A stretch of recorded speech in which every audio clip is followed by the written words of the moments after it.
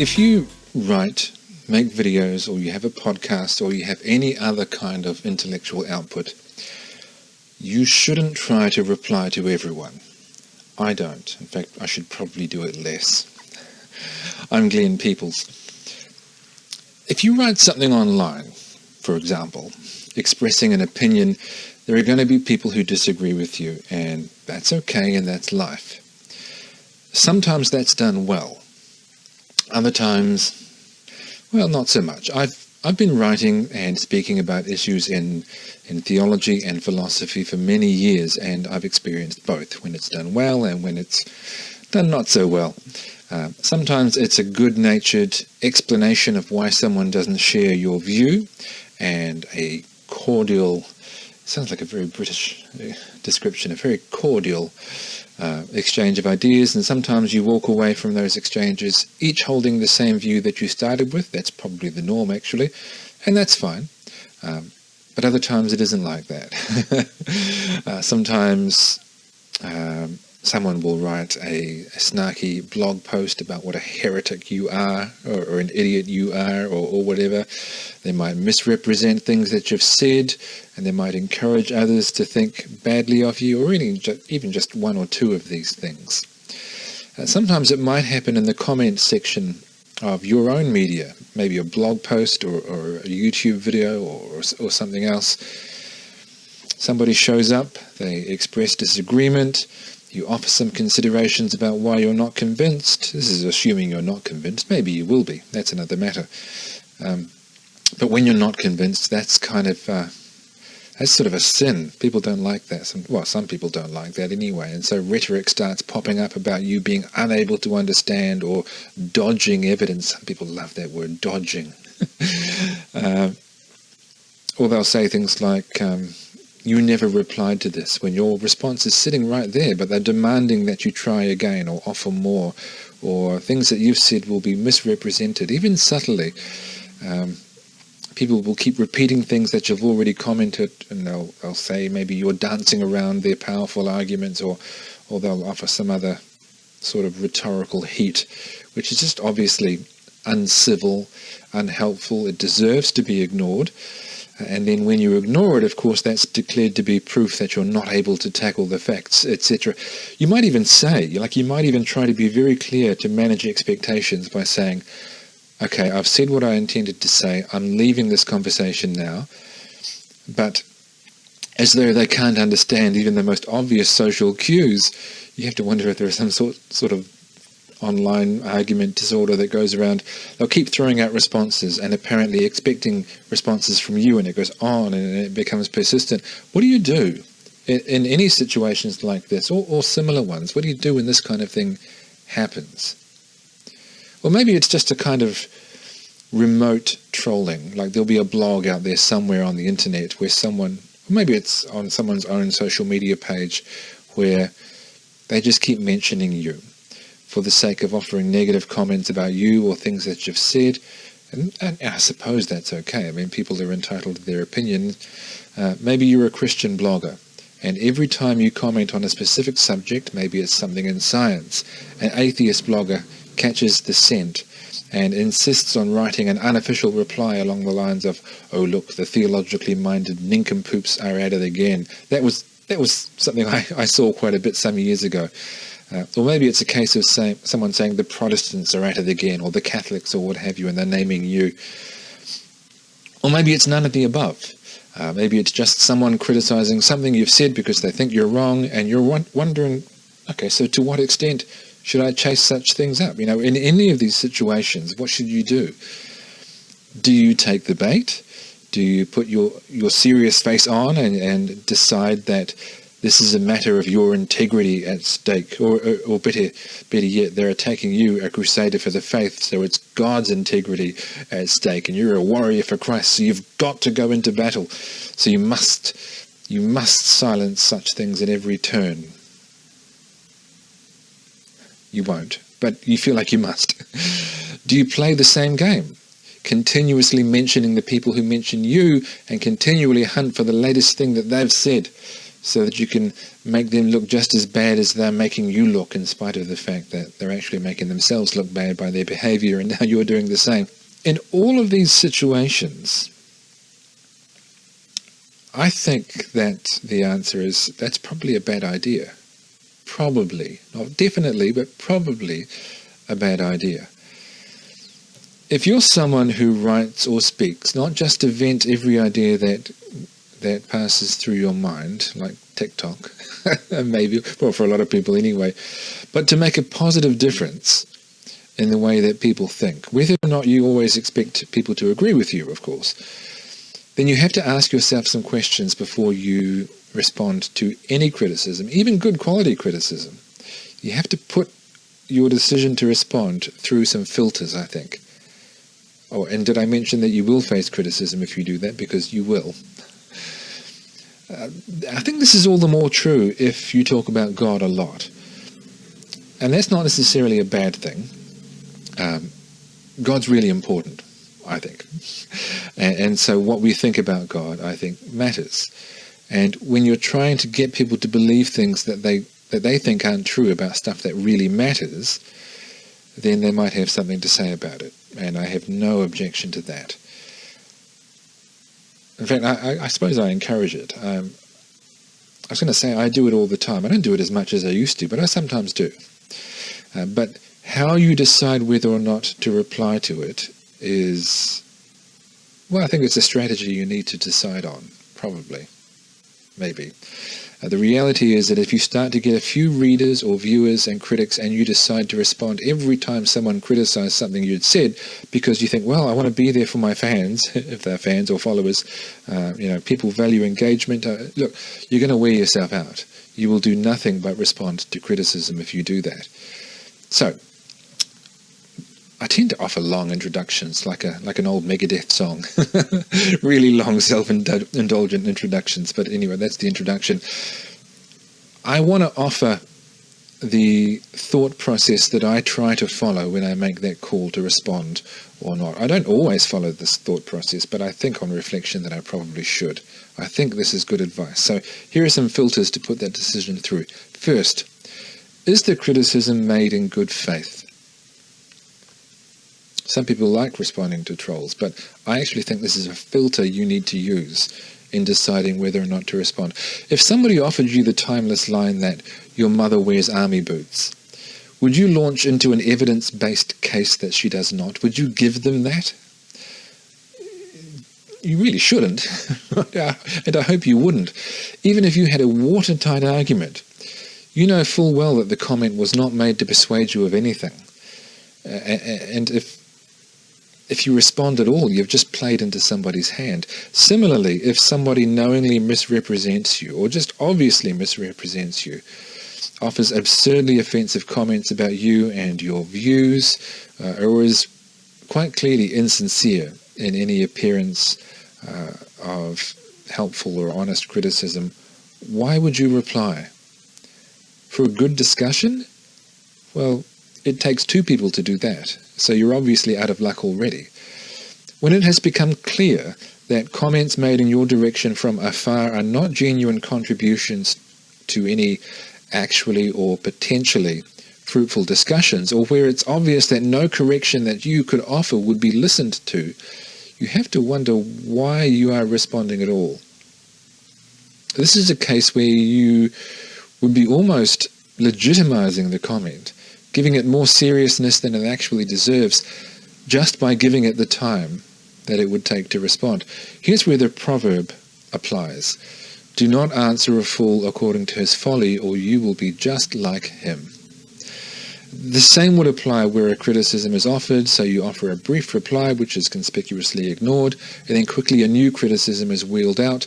You reply to that, your reply is ignored, then a new criticism appears. This is something that online trolls do all the time on blogs. I've especially noticed that when I was blogging a lot more.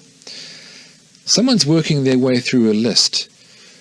Maybe a list consisting of things like, LOL, you defend belief in zombie Jesus, followed up in quick succession by, miracles are impossible, do you really believe in talking snakes, etc. They don't want to have a conversation with you. And that should be obvious. And on it goes. You commented for a purpose. And hopefully that purpose was not to feed a bottomless list of stock criticisms or objections. And don't get sucked in because of the investment that you've already made. Sometimes a conversation, and this is where people get you. In fact, I find this especially common when, say, you've written or spoken about theology, another Christian shows up who doesn't agree with you. It can go this way, where a conversation might appear to start in good faith. In fact, some YouTube comments like this actually prompted me to share these thoughts with you. Things appear to start in good faith. They're worded as though someone is trying to have a real conversation with you. But then when you've offered a couple of responses and you didn't immediately agree with your critics, they didn't get the response they were delusionally hoping for, the other party starts to descend slowly into comments that start to pop up like red flags. Like, you're proving that you can't engage seriously or whatever, or you're dodging, or just little things like that start to crop up, and you should say, oh, hang on, these are blips on my radar. I need to actually treat them as information that I'm going to act on. It's okay at that point to say, this started out okay, but I don't think what we're doing now is helpful. You don't necessarily have to say, I don't think what you're doing now is helpful, although you might. So I'm going to stop. It's all right to say that. You can withdraw consent to being part of this back and forth anytime you like. And do not be goaded back. You've decided, right? In the words of Obi-Wan, let it go. No, he didn't say that. He said, let go, Luke. This kind of leads into the next point, and there will be some overlap here. So secondly, how do you feel when you start responding? And you might say, what? Feel? How emotive. I'm a rational man. I'm not governed by emotion. Rubbish. I'm sorry. That's incredibly naive. Stop before you start going down the path of responding to someone and say, how do I feel about what I'm doing here? You need to be careful that you do not respond simply because of how you feel. And we can easily, especially guys, easily trick ourselves into false beliefs about our real motives. I'm responding because someone has said something that I think is rational, and I am rational man. They probably annoyed you, actually, and that's why you're responding. Here again, the book of Proverbs gives sage advice, which is sort of why it exists. A hot-tempered man stirs up strife, but he who is slow to anger quiets contention. There are times when people who make criticisms do so in a way that is designed to wind you up, to troll you from a distance, you might say. If they succeed in getting you all wound up and irritated, driving you to reply quickly in a testy way, then you've given them just the kind of power over you that they were looking for. You lose, they win. I've seen it happens more times than I care to remember, and I know that I have succumbed more times than I care to admit. But if they were making observations in good faith, they actually weren't trying to wind you up at all, but for some reason they did. Their comment just rubbed you the wrong way, so that you act immediately on that emotion and then you lash back at them. You lose and they lose, because no good will come from that. A potentially fruitful discussion just goes down the gurgler. That's not to say that no snarky comment ever deserves a reply. Maybe sometimes they do. The book of Proverbs also says sometimes you should answer a fool according to their folly, so that they won't appear as wise as they thought they were, which I take to mean answering a fool in a way that their folly deserves. Maybe a simple, blunt, yet polite rejoinder, that is, if someone is not really acting in good faith as far as you can tell, maybe a polite rejoinder like, "Hi, thanks for your comments. I appreciate your interest in what I was saying, but that's not what I said. You claim that I said X, but really I just said Y." And I've done that before, even when I didn't really think the person was acting in good faith, but was just trying to wind me up. I've said that, and then just left it there for other people to see. Don't keep going back if the remote trolling persists. They don't own your time, and you're not their genie in a bottle to summon at will just by trolling you.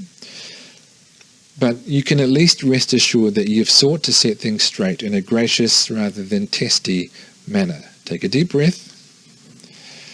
Wait a day or 2 or 3 or a week if you need to. If after that you still feel like the criticisms are important enough to respond to, you possibly won't, which is good, then take another look and respond calmly. Keep your emotions in check. Thirdly, what's at stake? I mean, really, what is at stake? Why do you need to respond? Hopefully, you're not just going to reply to show one person that if they say anything about you, you'll show up and reply. Right? You'll just be reinforcing bad behavior. And so you'll get more bad behavior. What's the actual issue in question? Is it some important principle, some fact of significance, some claim about you that damages your reputation and that people are actually likely to believe? I mean, even then, is your reputation that important? Maybe you think it is. How many people actually read the forum or the blog or watch the video that you're thinking about replying to? All right, just think about some economics of this. Some YouTuber and a handful of his college buddies, or maybe it is a well-known, influential writer with a good deal of professional sway who has chosen to wage war against you in a very public way. Don't invest yourself in a turf war over just a few square inches of territory. But do weigh it up. I think in cases where it's quite clear that when someone of influence makes damaging claims about you, you may be justified in graciously but forthrightly speaking out. But the reality is that most criticisms of you online, fortunately, are not going to be like that. They're just going to be someone with an opinion who has had their nose put slightly out of joint by something you said. That's the reality, I think. I'm reminded of Richard Dawkins' vocal refusal once upon a time to debate William Lane Craig, when he was asked to do so by a number of atheists, actually, hoping to see the clash. He said, "That might look good on his CV, not so much on mine." Now, when he said it, it was amusing because it was just obviously not true. And that was apparent to most people at the time, I think. And there's also a certain aspect of this approach that is not the sort of thing I want to encourage, along the lines of, oh, poo-poo, I'm much too important to comment on a lowly blog or a lowly YouTube channel like that. That's not the sort of attitude that I want to cultivate, either in myself or in other people. There is, I think, really rewarding interaction to be had with bloggers or speakers or writers, big and small, so to speak, and you're never too important to gain valuable insight from somebody that you've never heard of. There will be situations where what you thought was bound to be a minor skirmish actually, and maybe surprisingly, turns out to be genuinely thoughtful probing from someone who is benefiting by engaging with your comments. So be careful about dismissing criticism as irrelevant. If you've been blogging or speaking for a while, or if you've graduated and you're now an esteemed professor or something or other, just remember you were once like that other guy.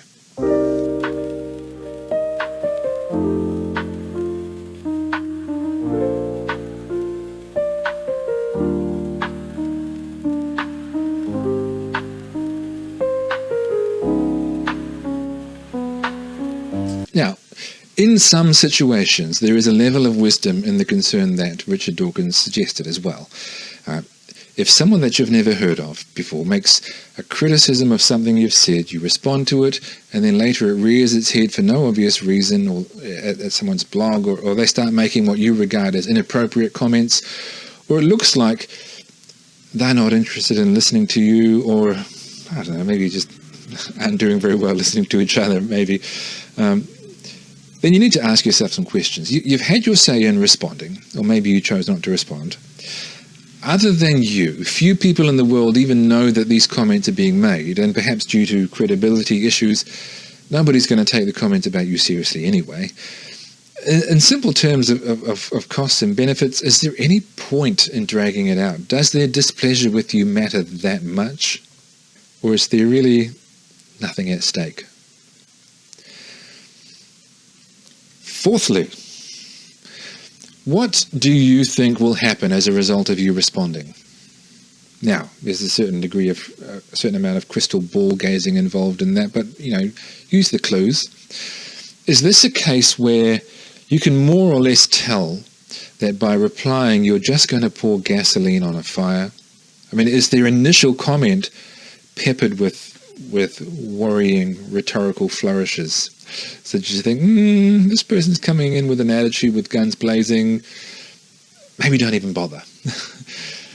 Looking at what was said, is there actually a chance of the other person hearing your response in a good-natured way, or will it be auto-rejected to prevent having to concede that maybe they could learn something? Are you so put out by the comments that you really can't see any possibility of you being interested in learning from this person's criticism?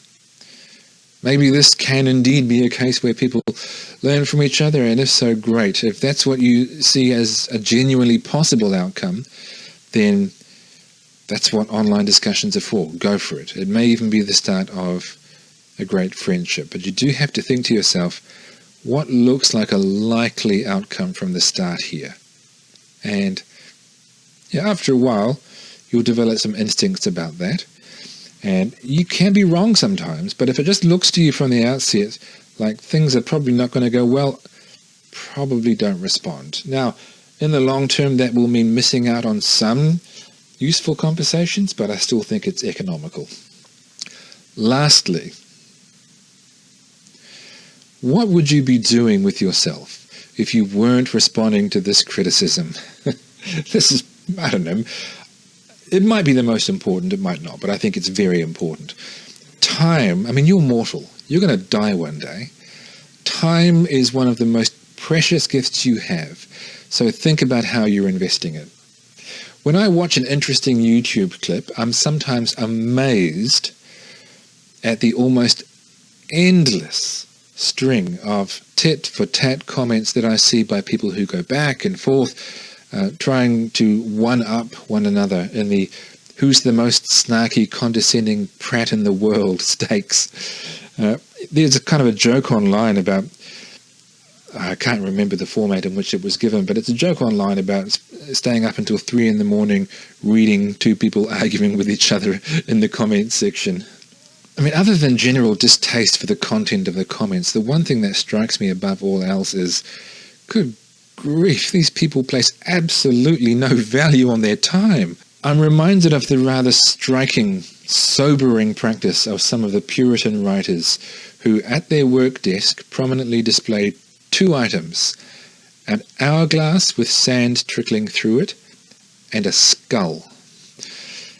Time is ticking away, my friends. As I said, you are mortal. You've actually got things to do, or at least you should. God has given you so many things that you could be doing, I think.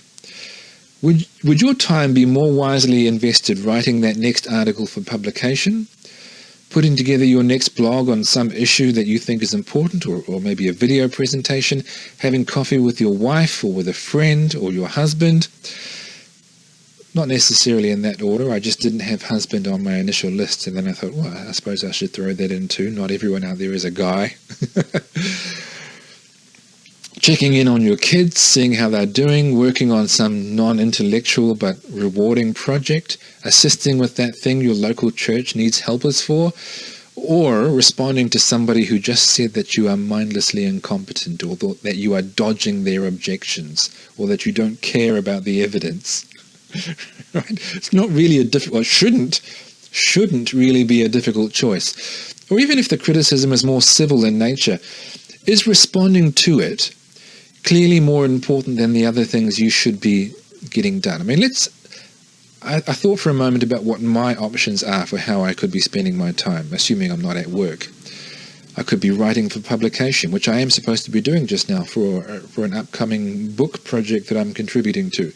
I could be working on videos like this one, or better ones, or online articles for this channel or other outlets that I have. I could work on a very therapeutic project in my workshop. I build electric guitars, I sometimes build furniture or other things, some of which I might sell and earn some income for my family. I might spend some time with my wife. I might maintain relationships with my adult kids. I might contribute at our parish. I might do some reading in the field that I'm currently training in, namely psychology. Or I could respond to that guy. What to do? Now, obviously, I respond to that guy sometimes. And sometimes that's fair enough. I'm not saying you should never respond to anyone. Often criticism warrants a reply. And if I do reply, I've got to be careful not to get snagged so that my time, that valuable stuff, doesn't start disappearing into somebody else's endless determination to keep replying. If it's a context where a good faith, irenic, that means peaceful, discussion can be had, then try to make sure you understand each other. Try to respond succinctly and clearly, and if necessary, follow up with observations on any reply. Get it done efficiently, then let it go. Your time is given to you to invest wisely. I don't want to be so continuously absorbed in myself that I never interact with others and their criticisms, but you get the point. You've got a lot to do. I've got a lot to do. And if you don't have a lot to do, maybe you need to re-examine your life, because you should have a lot to do. What is the time that you're taking to respond taking you away from? Now, because I wrote these initial thoughts down some time ago, and I was just reflecting on them again recently, and then prompted by a recent conversation online to talk about them, so I revisited them again today. As I look back over these principles, I wouldn't want you to get the idea that I think criticism in general is trollish in nature. No, that's not true. It very often is, but not always. Whether it is or not, though, I think that these 5 principles are the ones that I try to bear in mind before I go down the road of responding. Is that criticism made in good faith? How do I feel when I'm about to reply? What are my emotions doing to me? What's actually at stake here? Let's be realistic about that. What do I think will actually happen as the result of me replying? And lastly, what would I be doing if I wasn't replying? Is it so important that I have to reply instead of being busy with those other things? We're not actually probably in any given instance going to sit down and carefully go, okay, what was number 1, 2, 3, 4, 5? But I think if I better internalize considerations like these, then what I'm going to do is come up with an answer to the question, is this actually wise?